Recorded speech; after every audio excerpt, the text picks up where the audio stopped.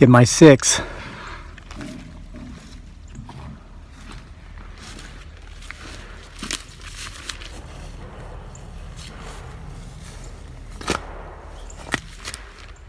I'm always squatching. I just like the shirt. Welcome back to another episode of PBS. The potential Bigfoot Sasquatch show.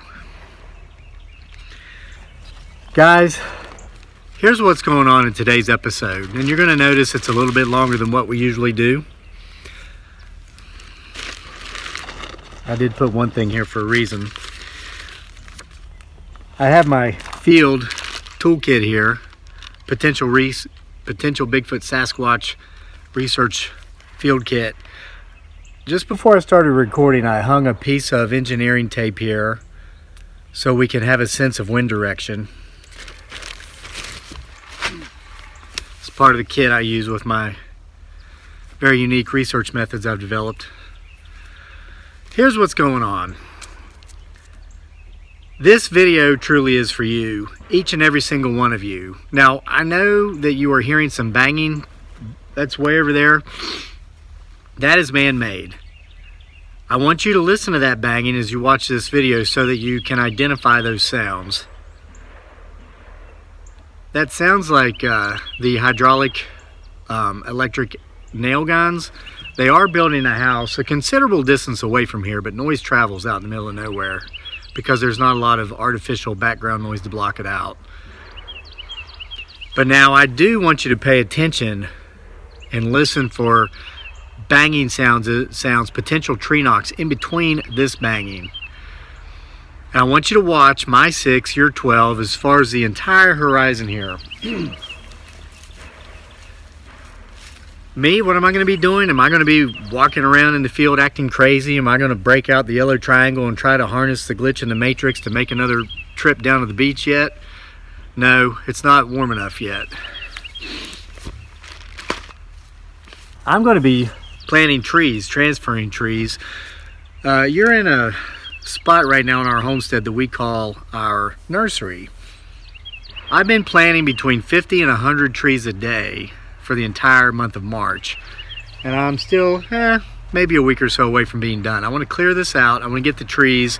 For the last 4 years since we've been here, we've been potting up little trees as they've been sprouting along our tree lines or in our field with the intentions of perhaps selling them retail someday. But situations occurring as they have, we've developed other plans. So we're putting these trees back out in nature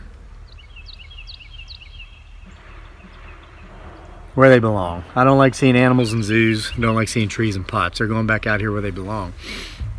I'm inviting you to watch for however long you want to. I want to show you something here too. These are our weeping willows. Look at this. These came from cuttings. We cut down a weeping willow tree for some friends of ours a couple of years ago, and we stuck 12-inch long cuttings into the ground. Look at it. I'm almost 6 feet tall, and these things are towering over me. In not quite 2 years, they go up higher than you can even see in the camera. Some of them are 10 to 12 feet tall, and of course they're drooping over. These are going to be transferred too, and a lot of them are just going to be cut down, made new cuttings. But we're clearing out our nursery here since we are putting the trees back in the fields. This is going to become a berry patch. We're going to put about 4 or 5 dozen strawberry plants over here, and then in the area where I'm standing here, we're going to be doing blueberry bushes. Why are you here? What's this have to do with you, with Bigfoot Sasquatch, or the potential Bigfoot Sasquatch that may or may not live in the forest behind our home, that may come down and observe pretty much everything we do? It's this. As of this recording, we're going through some challenging times right now. A lot of folks are on quarantine. Oh no, I'm stuck at home. Not supposed to go anywhere. Thank you, sir. May I have another? I love it because I've got 6 acres. I've got a pond fully stocked with fish. I'm on well water. I'm growing my own food. Trust me, it's like you step outside, you step into a grocery store. but it's free and it's healthy, and there's no GMO, and I don't think there's any gluten. I know my trees are gluten-free. That's one of the best things about these trees. They're gluten-free.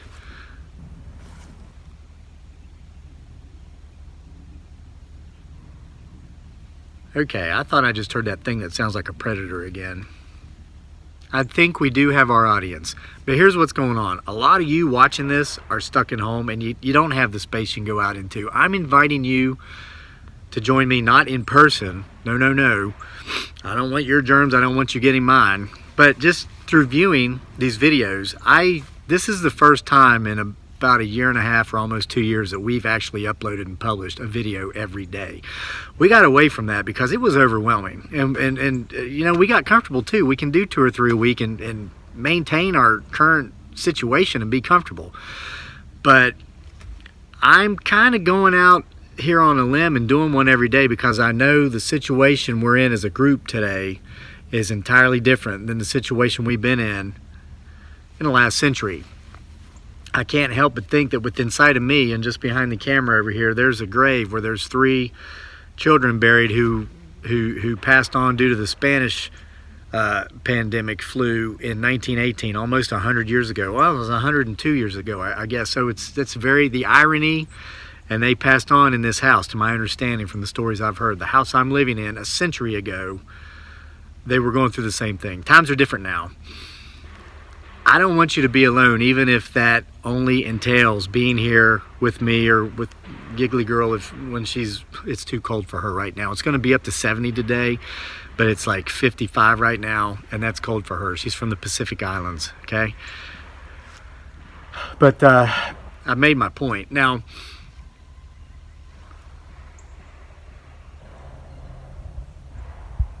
I'm just going to do my thing. A lot of times when we've shot videos, it's been because I've been out here doing my thing, and I've either felt as if I've seen or heard something out of the ordinary, so I've gone in, got the camera, come out, set up that head, and shot a video.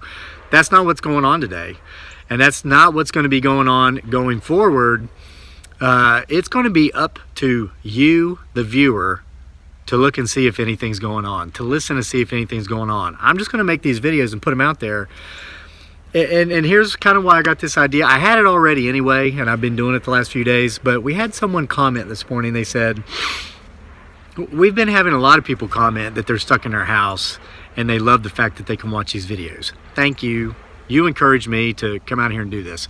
Someone commented this morning though, they said, OMG, I'm stuck in my house and I've been reduced to watching videos like this idiot, Then began the lengthy insult. Of course, I didn't read it because once I see where it's going, I don't put that in my head. I delete it, I ban them, I move on, because I want the viewers like you who are here, and even if you don't believe in a lot of the stuff we believe may be going on out here, you at least keep an open mind, and you don't insult me, you don't insult our viewers, you don't feel so insecure about yourself that you need to tell me that my viewers are stupid idiots to make yourself feel smarter because you're afraid we might see that you're not as smart as you claim to be. Those people, there's other places for them. We welcome anybody who just remembers the golden rule. Treat others the way you would like to be treated, even if that entails simply saying nothing at all because you have nothing nice to say. We'd still like to have you here and watch these videos as well. But what it boils down to is this: in these tough times, things happen to us in life. Some things happen to us at times that we wish hadn't happened. Bad things, traumatic things. We can allow the things that happen to us to affect us in 3 ways. They can destroy us. They can completely destroy us. Oh, this bad thing happened to me 15 years ago. I've never been able to recover, and my life has sucked ever since, all because that bad thing happened. That's an example of how we allow things to destroy us. We can allow things to define us, which is 6 of one, half a dozen of another, as far as whether it's good or bad goes. And I'm going to be a little more descriptive in making my point here. When I returned from Iraq, I spent 6 months in an Army hospital due to a litany of injuries and conditions I had that I had to, well, one required surgery, and then I had to rehab a couple others, and one is just ongoing. Well, more than one. But when I was in that hospital, they call it the Warriors in Transition Battalion, out in Washington State, by the way. I know we've got a lot of viewers from there.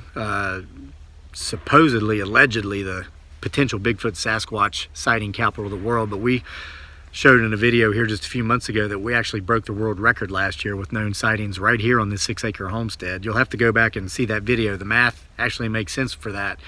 But when I was there, we had a company commander. It's a woman, a female. She was a captain. She used to speak to us every morning in morning formation. And she would say to us, she would say, I want each and every one of you to study your injury, study your illness, study your condition, get to know it better than your doctor so that you're an expert, so that when your doctor suggests something, you know what he or she is talking about and you know whether or not you should ask further questions.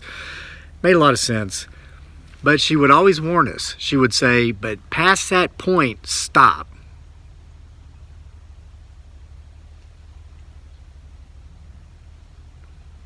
That's kind of creepy. She would say, do not allow your injury or your condition to define who you are. They're back to work. I think that was the workers. Yeah, that's them.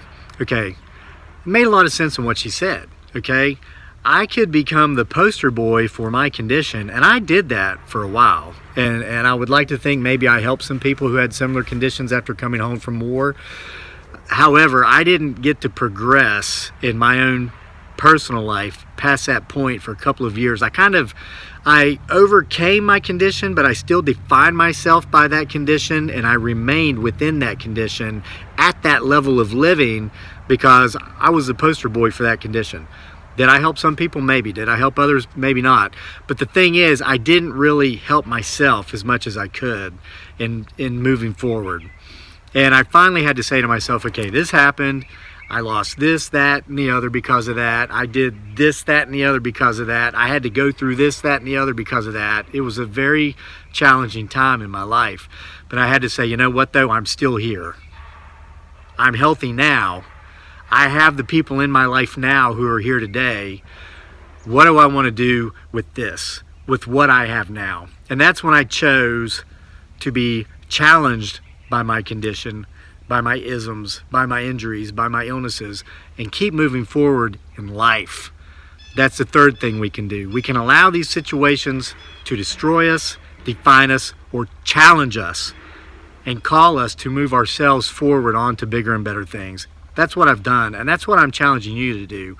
So if you feel as if you've been reduced to live on quarantine and watch videos like this, don't allow this to destroy you and define you in becoming someone who's just going to spew toxicity at strangers across the internet for the next however long this lasts. I don't know how long it's going to last. Pick up a book. When was the last time you read a book? When was the last time you sat down with somebody you live with, be it a spouse, a girlfriend, a boyfriend, a child, a parent, or a roommate and said, tell me 3 things about yourself that I don't know? Try it. They'll laugh. If it's a spouse, you've been together 20 years, they'll laugh, say, oh, come on. Are you this bored already? Say, no, I'm not. I'm not this bored already. I'm this curious, and I'm sorry it's taken me this long to get to this point. Rise to the challenge. Let this quarantine strengthen your relationships with those people you're with. Pick up the phone. Wow, there's a novel idea. Put down. Well, okay, it's probably in your hand already. Stop texting. Wait till you finish watching this video, though. Call somebody. Say, hey, I know we text all the time, but I haven't heard your voice in 2 months.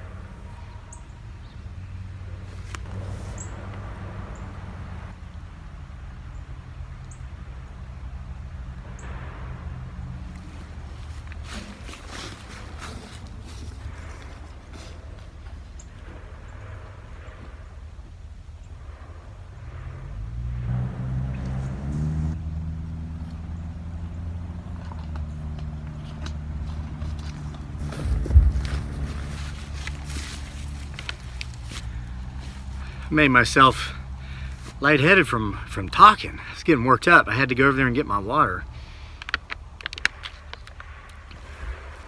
Drink lots of liquids and wash your dirty hands, especially after going to the bathroom.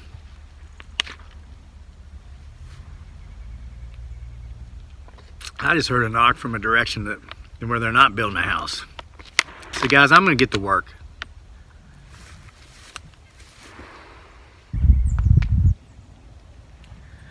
I have reason to believe we've lured them in. Get my 6. I'm just gonna be taking trees out of the pots, bare root, taking them up there in the meadow. I'm making sure they're spaced at least 5 feet apart from each other. We've got a ton coming up already naturally, mostly poplar, a bunch of cedars. I'm putting as many of them on our privacy hedge lines as I can, but some of them are just gonna have to be chopped down, I guess. Want the light to get in for the hardwoods. We've got yellow tulip poplar up there, a lot of red maple, the autumn blaze red maple, white oak, red oak. There's some beautiful loblolly pines, couple white pines, hickory, and then of course we're planting poplar, black cherry, honey locust, persimmon, and the indigenous American plum tree. All of them produce flowers, so they're good for the pollinators, and they all produce fruit. Not all are edible for human consumption, but by wildlife, yes.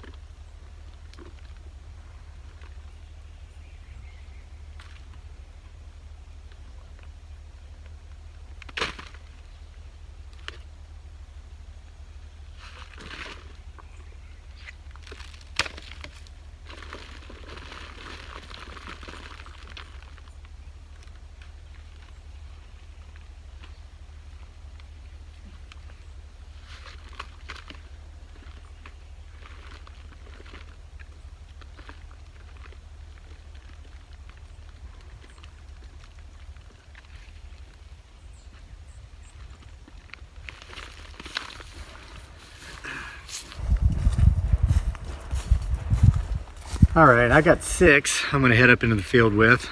These have been potted up for about a year. We got 3 black cherry and 3 honey locusts. I don't know if you'll be able to see this, but it's an excellent time to start getting these in the ground. I'll tell you, March in zone 7 is the time to do this. See these little buds? After this upcoming week of hot weather, these are gonna turn to leaves. It's gonna be 80 degrees in Central Virginia on Friday. My wife and son come out and help me in the afternoons when it warms up. We were out here doing it yesterday. Here's what I was getting at about our eclectic group, and then I'm going to head into the field. I don't like to keep the roots exposed any longer than I have to. I've had people comment on this channel. They say, I don't get it. I came here to learn about trees, but I've stayed to look for Bigfoot. And then we've had other people comment, they say, wow, I came here to look for Bigfoot, but now I find myself staying to learn about trees. We welcome everybody. We're glad you're all here. Even those who, like the naysayers, the doubting Thomases, who can at least follow the golden rule and not say or treat people the way they want to be treated. And if you have nothing nice to say, don't say anything at all. We'd like you to watch. Maybe learn something about black cherry trees, such as, this is one of my favorites because the deer don't eat it, because there's actually a natural arsenic type poison in the leaves, and it builds up mostly in the pit of the cherry once the tree does start producing the fruit. Now, not that I like that because it kills the deer. The deer don't eat it. They know not to eat it. So that means these trees actually get a better chance than a lot of the other trees like the poplar, the maple, that the deer do love to eat. So you can kind of reforest your land quicker with the trees that they won't eat.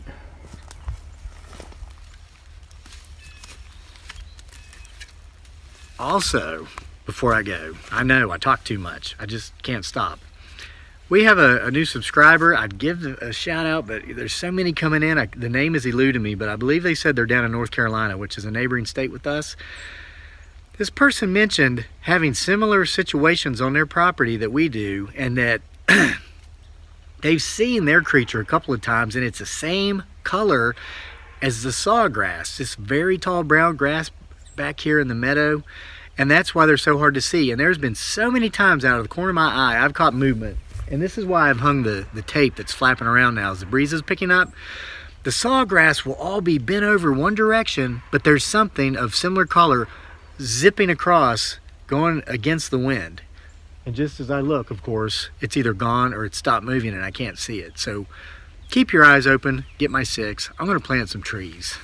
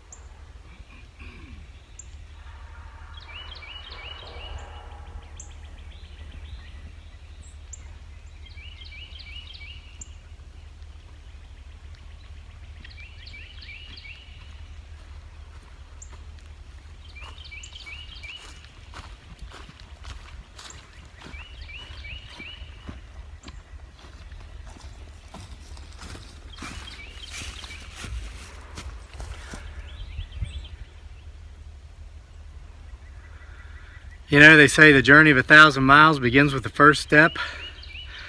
Likewise, the planting of an entire forest begins with the first tree. There's 6 more. I'm gonna go inside and have some lunch and come out and do some more this afternoon. Thanks for spending some time with me, and again, hang in there, stay safe, stay clean. If you find yourself wanting something to do, come here. We're gonna, like I said, going to attempt to do something daily till this thing blows over.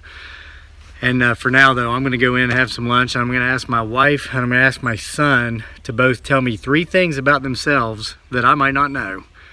And I challenge you to do the same thing. During these times, let's all become better. Like I've said before, let's become that change we want to see in the world. Thanks for being here with me for another episode of PBS S, the Potential Bigfoot Sasquatch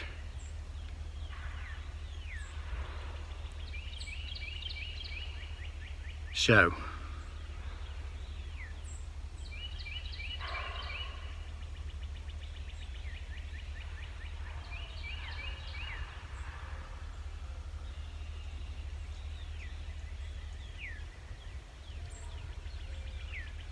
I can do this for a really long time.